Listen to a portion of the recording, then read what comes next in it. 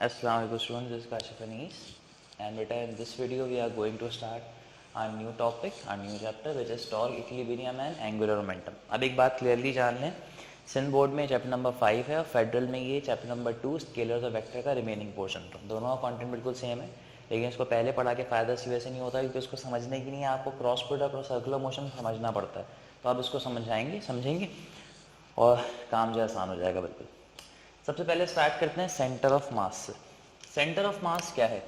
Centre of मास को physics में बेटा COM से भी रिप्रेजेंट करते हैं। सेंटर ऑफ ग्रेविटी और सेंटर ऑफ मास में फर्क होता है। It is the point where all the mass of a body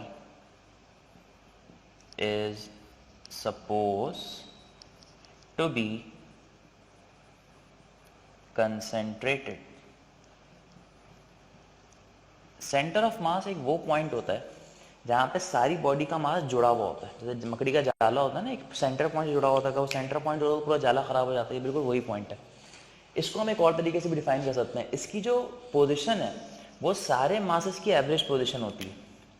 it is the average point of all the masses.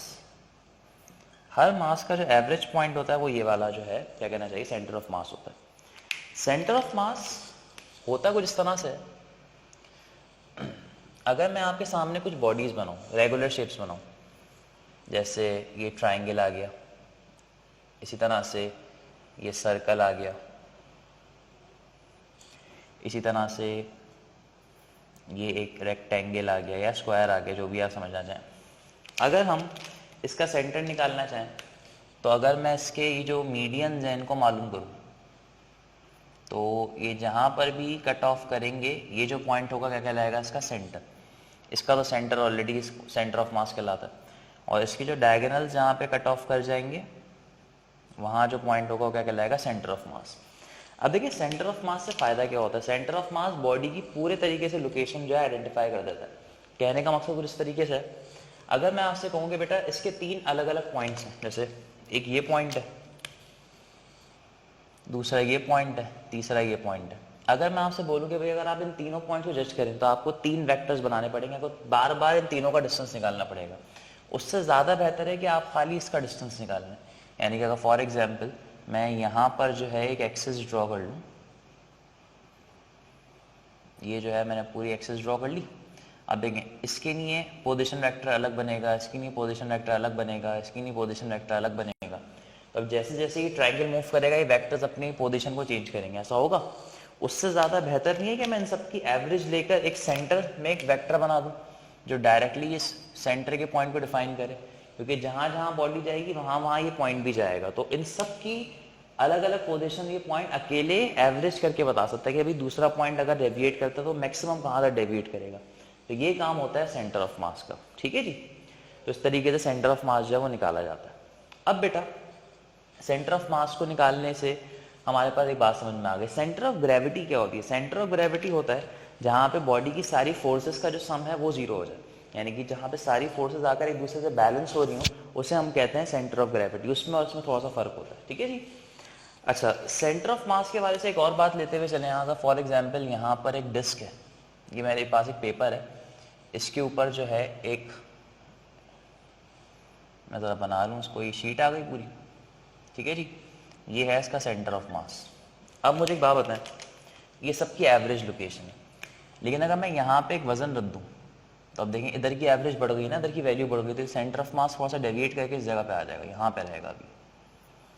लेकिन अगर मैं यहाँ पे रख दूँ तो अब ये बीच में चला जाएगा, ऐसा होगा।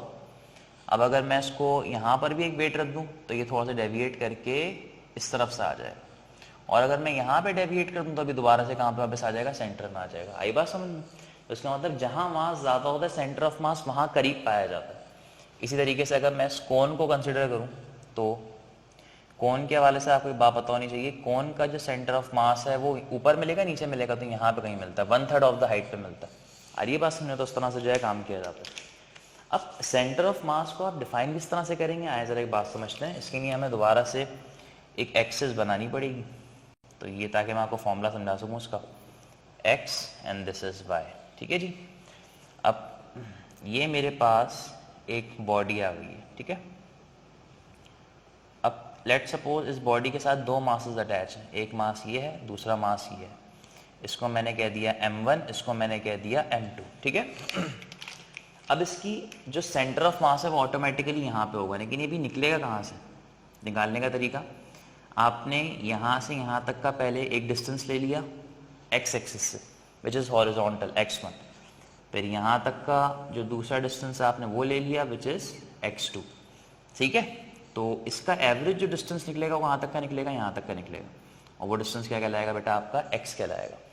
तो सेंटर ऑफ मास की जो लोकेशन है उसको निकालने का सिंपल सा फॉर्मूला है कि आप उसके कोऑर्डिनेट्स जो है निकालने के भी, वो लोकेट कहाँ पे करता है, तो उसको निकालने का तरीका होता है कि मैं यहाँ पे लिखूँ सेंटर ऑफ मास की लोकेशन अलोंग एक्स एक्सिस। तो सेंटर ऑफ मास ये कहता है कि जितने भी मासेस हैं उन सबको उनके डिस्टेंस से मल्टीप्लाई करके ऐड कर लो, यानी कि m1 कितने डिस्टेंस पे लग रहा है, x1 पे, तो आप लिख दें m1 x1, प्लस दूसरा मास कितने डिस्टेंस पे लग रहा है, x2 पे, तो आप लिख दें यहाँ पे m2 x2, और डिवाइड कर दें टोटल मास से, यानी कि m1 प्लस m2, तो आपके पास जो लोकेशन आ जाएगी। इसको आप शॉर्ट में वो भी लिख सकते हैं, सम ऑफ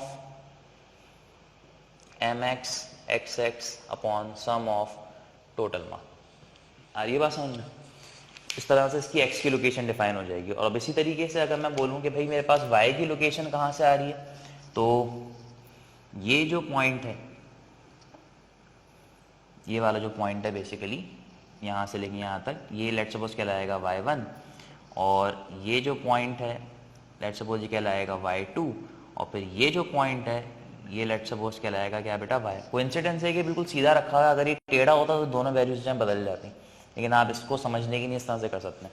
अब अगर आप इसकी लोकेशन को y के लिए डिफाइन करेंगे तो देखें यही फॉर्मूला काम करेगा, centre of mass along y axis, बस अब यहाँ पे आ जाएगा m1 y1 plus m2 y2 divided by m1 plus m2, और ये बराबर हो जाएगा सम ऑफ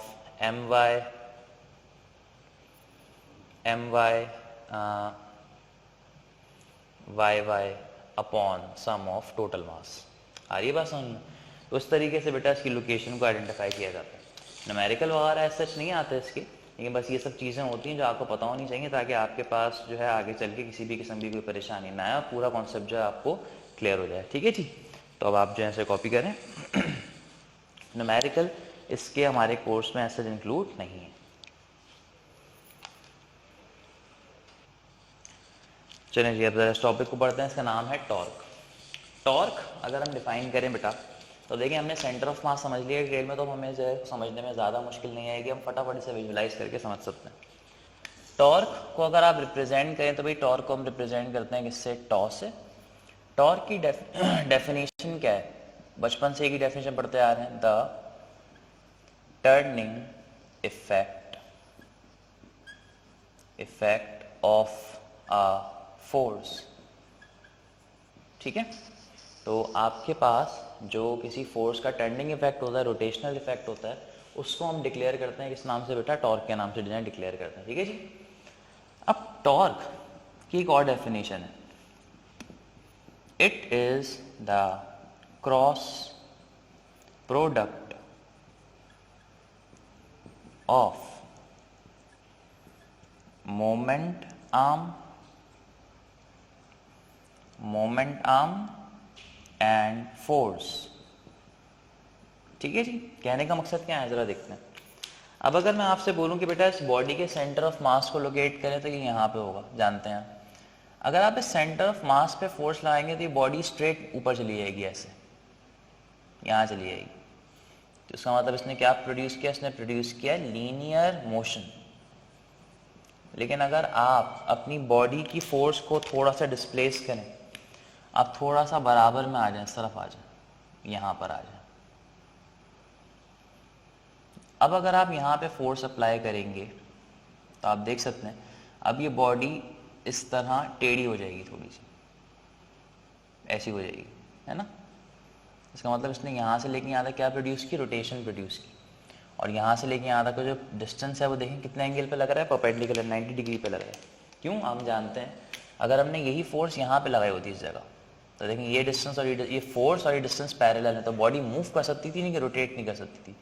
तो रोटेशन की नहीं कंडीशन ही ये है कि आपकी जो फोर्स लगे वो हमेशा कितने एंगल पे लगे, 90 डिग्री पे लगे, ताकि बॉडी क्या कर सके, रोटेट कर सके।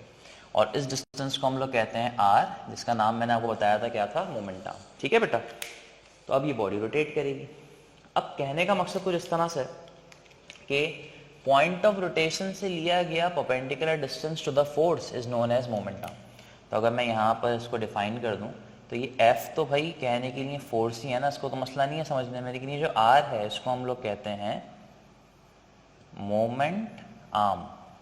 और मोमेंट आर्म होता है क्या बेटा, perpendicular distance between point of rotation and force. आ रही है बात समझ में। तो इस तरह से सारे काम जो है भाई यहाँ पे किए जाते हैं। ठीक है, अब अगर इसको और बेहतर तौर पे समझाने के लिए मैं आपके सामने एक डायग्राम लिखूं तो ज़रा देखें, ये आपके पास एक एक्सिस आ गई, this is Y axis and this is X axis. अच्छा बेटा, यहाँ पर अब मेरे पास एक बॉडी है और इस बॉडी का डिस्टेंस अगर मुझे डिफाइन करना है तो उसके लिए मुझे पोजीशन वेक्टर बनाना पड़ेगा जो ओरिजिन से स्टार्ट होगा। इसको मैंने कह दिया आर, ये आपका मोमेंट आर्म बन जाएगा, लेट्स सपोज। ठीक है, और इस बॉडी को मुझे रोटेट करवाना है और उसको रोटेशन के लिए मैंने इस पर अप्लाई कर दी ये फोर्स, ये आ गई फोर्स। अब देखेंगे ये बॉडी रोटेट तो करेगी, लेकिन इसकी रोटेशन के लिए रिस्पॉन्सिबल कौन है, क्योंकि फोर्स तो सीधी नहीं लग रही है, टेढ़ी फोर्स लग रही है। तो रिस्पॉन्सिबिलिटी चेक करने के लिए हमें इस बॉडी को रिजॉल्व करना पड़ेगा, इस फोर्स को जो है रिजॉल्व करवाना पड़ेगा। रिजॉल्व करवा के देखें तो एक आ जाएगा इसका ये एक्स कॉम्पोनेंट और दूसरा आ जाएगा इसका ये वाई कॉम्पोनेंट। अब आप देख सकते हैं एक्स कॉम्पोनेंट बॉडी को करीब दूर कर सकता है लेकिन वाई से रोटेट करवाएगा। आ रही है बात समझ में। और आप देख सकते हैं कि जैसे जैसे वाई दूर जाता जाएगा रोटेशन बढ़ती जाएगी।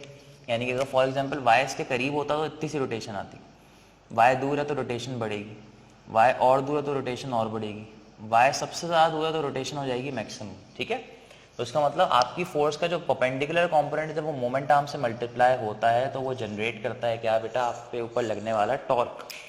तो बस एक बात याद रखें, जब भी फोर्स लगती है तो वो लीनियर मोशन प्रोड्यूस करती है, लेकिन जब किसी बॉडी पे टॉर्क अप्लाई किया जाता है, और टॉर्क अप्लाई करने का तरीका ही होता है कि आपकी जो फोर्स है वो उस पॉइंट ऑफ रोटेशन से परपेंडिकुलरली एक्ट करनी चाहिए, या जिस पॉइंट पे आप फोर्स लगा रहे हैं उस पॉइंट से, उस फोर्स से उस पॉइंट ऑफ रोटेशन तक का डिस्टेंस परपेंडिकुलर होना चाहिए। तो अगर मैं इसका फॉर्मूला लिखने जाऊं तो टॉर्क मेरे पास जो है मल्टीपल है किसका, पोजीशन वेक्टर का और फोर्स के वाई कंपोनेंट का। इसको ओपन करें तो ये बन जाएगा एफ साइन ऑफ थीटा। अब अगर आप एक बात समझें, A B sine theta, A cross B का मैग्नीट्यूड होता था, ए बी की जगह आर एफ आ गया, साइन थीटा वैसे ही मौजूद है। लेकिन अगर मैं यहाँ पे एक यूनिट वेक्टर लगा दूं तो ये क्या बन जाएगा, वेक्टर। अब ये बन गया क्रॉस प्रोडक्ट। तो डेफिनेशन क्या कहती थी कि torque is nothing but the cross product of moment arm and force. आगे बात समझ में, क्रॉस प्रोडक्ट याद आया। अब इसको मैं ओपन करने के लिए डिटर्मिनेंट की फॉर्म में भी लिख सकता हूँ, यानी कि मैं लिख सकता हूँ I J K R X F X R Y R Z F Y F Z and so on.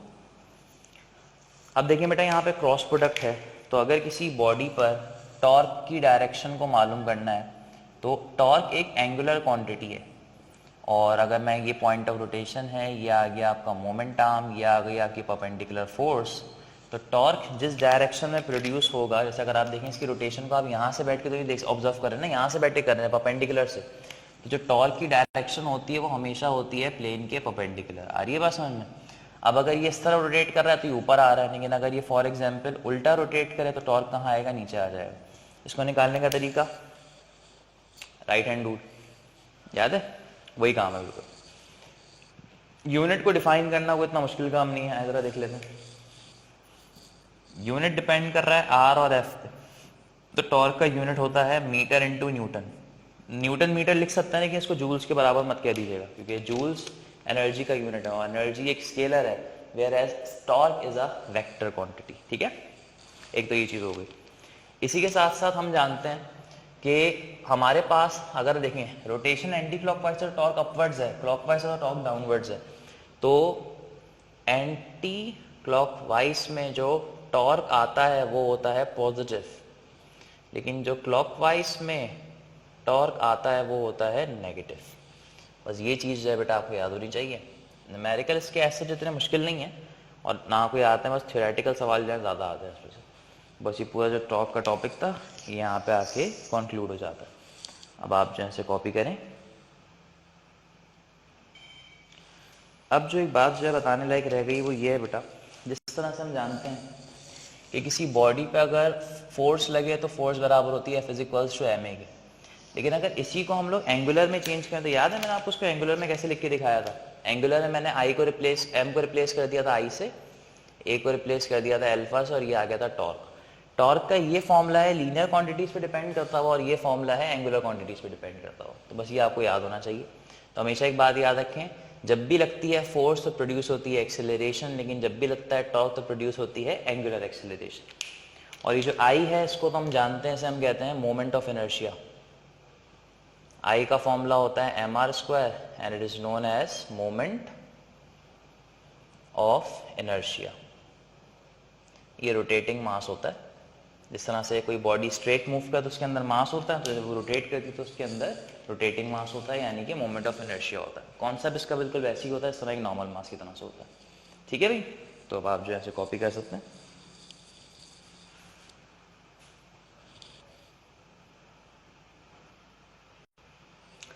चलिए ये एक आसान सा टॉपिक जिसका नाम है एंगुलर मोमेंटम। एंगुलर मोमेंटम का मतलब होता है रोटेटिंग मोमेंटम, सिंपल है। अच्छा एक और चीज़, जब भी किसी नाम के साथ मोमेंट लग जाए ना पहले तो वो एंगुलर बन जाता है। जैसे फोर्स है, मोमेंट ऑफ फोर्स क्या हो जाएगी, टॉर्क। मोमेंटम है, मोमेंट ऑफ मोमेंटम क्या हो जाएगा, एंगुलर मोमेंटम, सिंपल है। अब देखेंगे एक बेब्लेड है, समझते हैं ना बेब्लेड, लट्टू। आपने इसको फेंका, जब आप फेंकते हैं इसको, मतलब आप बेब्लेड को लॉन्च करते देखा, वो आपने रस्सी खींचते हो टेंजेंशियल पे घूमती है। या अगर आप लट्टू खेलते हैं किसी बच्चे को आपने देखा हो तो रस्सी बंधी हुई होती है, इसको यूँ फेंकते हैं तो टेंजेंट पे आप जो है फोर्स अप्लाई करते हैं। ये आपने फोर्स अप्लाई की इसके टेंजेंट पे। अब फोर्स आगे अप्लाई करें पीछे अप्लाई करें मर्जी है आप, ये फोर्स लग गई। अब जब ये फोर्स लगी इसके सेंटर से इतने डिस्टेंस पर, तो यहाँ पे क्या प्रोड्यूस हुआ, रोटेशन, टॉर्क, और ये रोटेट करने लगा। अब जब ये रोटेट करेगा बेटा तो उसकी परपेंडिकुलर डायरेक्शन में जो चीज़ प्रोड्यूस होगी वो टॉर्क तो होगा, लेकिन साथ साथ एक और चीज़ प्रोड्यूस होगी इसके रोटेटिंग मोशन की वजह से, जिसका नाम होगा एंगुलर मोमेंटम। तो एंगुलर मोमेंटम हमारे पास जो है रिप्रेजेंट किया जाता है बेटा किससे, एल से। इट इज़ अ वेक्टर और इसकी डेफिनेशन क्या है, the cross product of moment arm and linear momentum. आ रही बात समझ में? यानी कि जब जहाँ पे फोर्स है, अगर फॉर एग्जांपल मैं इस फोर्स को हटा के यहाँ पे मोमेंटम लिख दूँ तो भी गलत नहीं होगा, तो एंगुलर मोमेंटम आ जाएगा। आ रही है बात समझ में? तो अगर मैं इसका फॉर्मूला जनरेट करूँ तो भाई इसका फॉर्मूला जनरेट करना कोई मुश्किल बात नहीं है। इसका फॉर्मूला होता है L is equals to R cross P. Open करने पर ये क्या बन जाएगा, ये बन जाएगा आर पी साइन थीटा और साथ में आ जाएगा यूनिट वेक्टर। और इसका डिटर्मिनेंट लिखना भी आपको आता ही होगा। डिटर्मिनेंट कैसे लिखोगे तुम लोग, इसका डिटर्मिनेंट तुम लोग लिखोगे बेटा इसका you, I J K R X P X R Y P Y R Z P Z and so on. ठीक है, अब इसी तरीके से मैं इस फॉर्मूले को यूं भी लिख सकता हूं, देखते जाइएगा जरा। आर को ऐसे लिख दिया, एम को मैं पी को ओपन करता हूं तो बन जाएगा एम वी। एम स्केलर है तो मैंने बाहर निकाल दिया, दोनों वेक्टर्स को मिला के लिख दिया, तो अभी बन जाएगा M R V sine theta into unit vector. और अगर डिटर्मिनेंट लिखें तो डिटर्मिनेंट में एम तो ऐसे ही पड़ा रहेगा, लेकिन डिटर्मिनेंट जो है वो किसका बन जाएगा, आर और वी का बन जाएगा। तो बन जाएगा R X V X R Y R Z V Y V Z and so on. ठीक है, तो ये वाली जो कहानी है यहाँ पे जनरेट होती है। यूनिट के हवाले से अगर बात करते हुए चलें तो यूनिट इसका आसान है।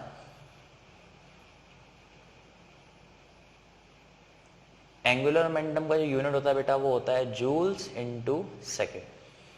और इसका जो यूनिट है वो एनालॉगस होता है प्लैंक्स कांस्टेंट से। प्लैंक्स कांस्टेंट होता है ना h, तो सेकेंड स्टार्ट होगी तो वहाँ पर मिलेगा आपको, उससे इसका यूनिट जो है मिलता जुलता होता है। खैर, अब हमारे पास एंगुलर मोमेंटम के हवाले से एक रिलेशन है। क्या? जिस तरह से आप सबने पढ़ा था कि force is equals to change in momentum with respect to time.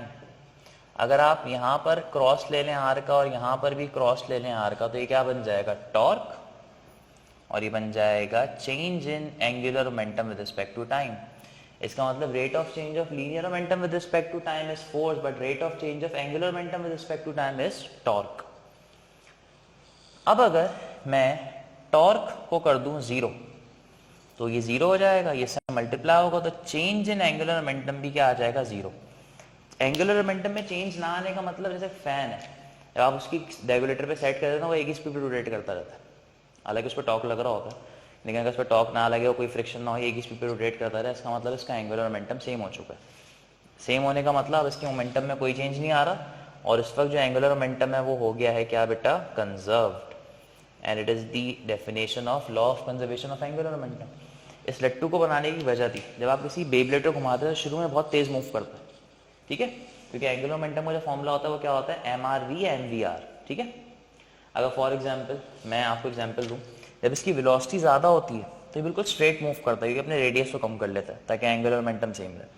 लेकिन जब इसकी वेलोसिटी कम होती है फ्रिक्शन की वजह से, यहाँ पर जो फ्रिक्शन होती है ना, रगड़ जो होती है, इसको रोकती है हल्के हल्के, एयर फ्रिक्शन भी इसे रोकती है, तो हल्के हल्के अब इसकी स्पीड कम होती है। जैसे इसकी स्पीड कम होती है, आपने देखा इसको एकदम नशा सा हो जाता है, झूलने लगता है। वो झूलना जो लगता है वो क्यों लगता है? क्योंकि अपना रेडियस बढ़ा लेता है, और जब अपना रेडियस बढ़ाता है तो उसकी वजह से एंगुलर मोमेंटम फिर सेम हो जाता है। आपने उन लोगों को देखा होगा जो अपने डांस करते वक्त रोटेट कर रहे होते हैं, ऐसा होता है। या आपने देखा होगा जो स्विमर्स होते हैं जो डाइव करते हैं वो रोटेट करते हैं, जब उनको तेज रोटेट करना होता है तो अपने आप को सिकोड़ लेते हैं, तेज तेज मूव करते हैं, और जब पानी पे टकराने से पहले उनको स्लो डाउन करना होता है तो अपने आप को फैला लेते हैं। ये सारा काम जो होता है, क्योंकि एंगुलर मोमेंटम हमेशा कंजर्व रहना चाहता है।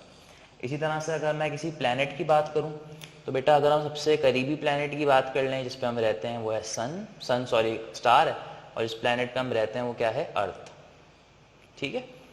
अब देखें, मैंने जानबूझकर यहाँ पे इस तरह से कुछ ड्रॉ किया।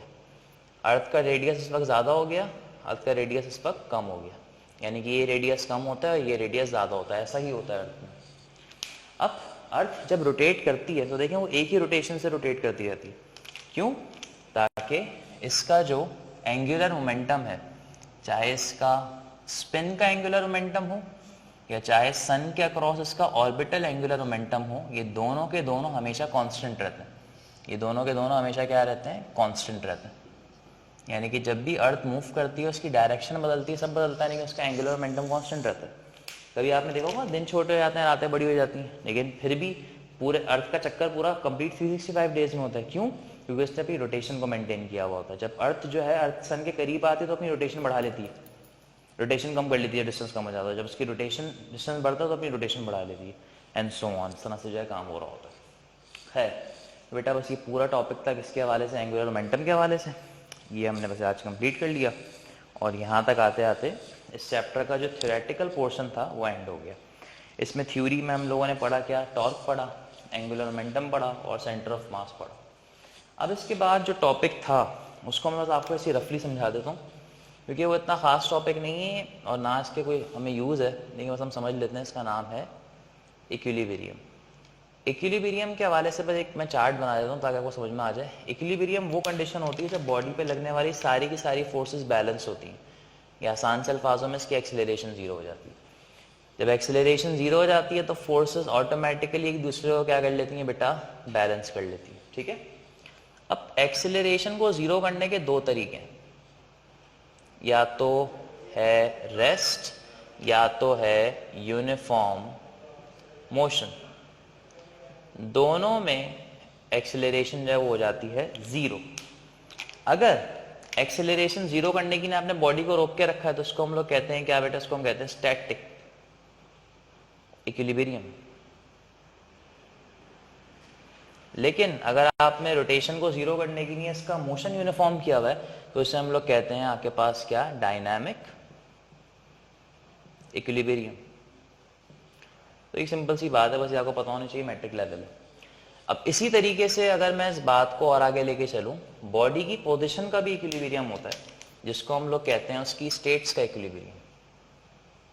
मैं खाली यहाँ पे स्टेट्स लिख रहा हूँ, स्टेट्स ऑफ इक्विलिब्रियम आप समझ जाए। अब स्टेट्स ऑफ इक्विलिब्रियम 3 है, स्टेबल, साथ साथ अनस्टेबल, और सबसे आखिरी जो है वो है न्यूट्रल। कहने का मकसद, कोई चीज वापस अपनी पुरानी जगह पे आए तो स्टेबल, पुरानी जगह पे ना आए नई जगह पे जाए तो अनस्टेबल, जगह बदले लेकिन नई जगह पुरानी से बिल्कुल सेम हो तो उसे हम कहते हैं क्या, न्यूट्रल। सर हो गया आपका टाइम। आपका टाइम हो गया, रोक दिया, मुझे वीडियो में पॉज किया हुआ है, वीडियो ऑन है, वीडियो ऑन है। इधर तो है सर, बात तो करें, आपका टाइम ऑन। सर कहाँ जा रहे हैं, इधर तो आ जाए, मेरा टाइम हो गया, मुझे वीडियो बनाना सर, है, आप मेरे मार्कर यूज कर रहे हैं। ये मार्कर मेरे हैं सर, आपने मार्कर देखा रंग उतरा हुआ आपके मार्कर का। आप इंतजामिया से बातें करें ताकि मैं बच्चों को जरा पढ़ा लूँ एक टॉपिक, ठीक है। हाँ भाई, तो क्या बात हो रही थी, स्टेबल, अनस्टेबल और न्यूट्रल। अब कहानी सिर्फ इतनी सी है बेटा, अगर मैं एक सिंपल सी बुक की एग्जांपल लेके चलता हूँ, ये बुक इस वक्त हॉरिजॉन्टल है, ये इसका सेंटर ऑफ मास।